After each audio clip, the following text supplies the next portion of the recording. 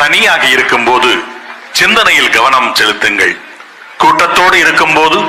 வார்த்தைகளில் கவனம் செலுத்துங்கள் என்று சொன்ன தாத்தா பற்றி திருவல்லிபுத்தூர் சட்டமன்ற தொகுதியின் வேட்பாளர் கரிகால் பாண்டியன் இப்பொழுது பேச வருகிறார்.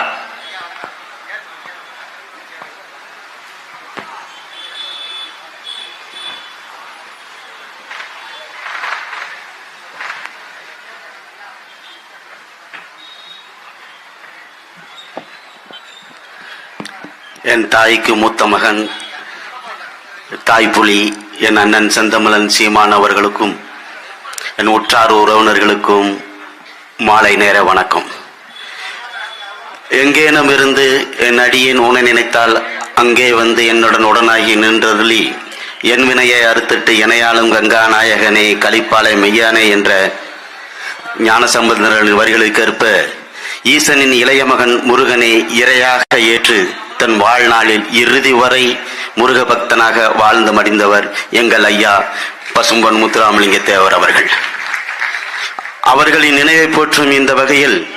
நேற்றுள்ளார் இன்றிருக்க நிச்சயமோ யாதலினால் இணைந்த போது கூற்றுள்ள உளவையாரே தண்டலையாரே சொன்னேன், காற்றுள்ள போதே எவரும் தூற்றிக் கொள்வது நல்ல தர்மம் தானே என்ற ஞானசம்பந்தர் அவர்களுடைய வரிகள், காற்றுள்ள போதே தூற்றிக்கொள் என்பது ஒரு மனிதனுடைய உடலில் காற்று இருக்கும் பொழுது பதர்கள் பறந்தது போல தன் பாவங்களை நீக்கி தர்மங்களை இந்த மக்களுக்கு செய்து நெல்மணிகளை தன் காலடியில் நிற்பது போல தன் வாழ்நாளை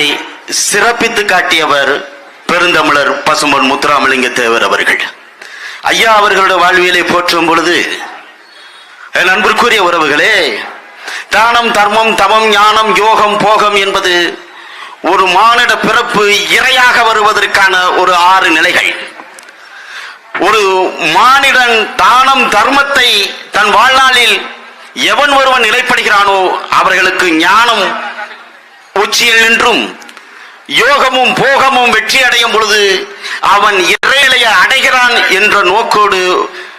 வாழ்ந்து வந்தவர் பெருந்தமிழர் ஐயா முத்துராமலிங்க தேவர் அவர்கள். அவருடைய வாழ்நாளில் ஆன்மீகத்தை கடைபிடித்த அந்த பெருந்தமிழன் இந்த நிலத்தில் தேசியமும் தெய்வீகமும் எனது 2 கண்கள் என்று போற்றிய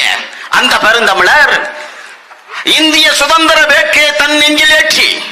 இந்த மண் விடுதலையாக வேண்டும் என்ற முழக்கத்தோடு